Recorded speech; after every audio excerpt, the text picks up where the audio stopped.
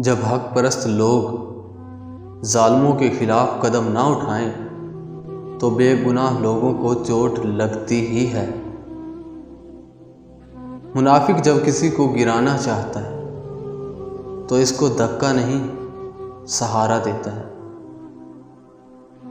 احساس کی ترجمانی نہیں کی جا سکتی، یہ صرف محسوس کیا جا سکتا ہے۔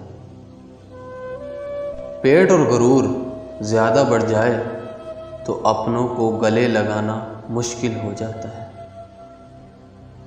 کچھ باتیں کان لگانے سے نہیں سنائی دیتی، دل لگا کر سننا پڑتا ہے۔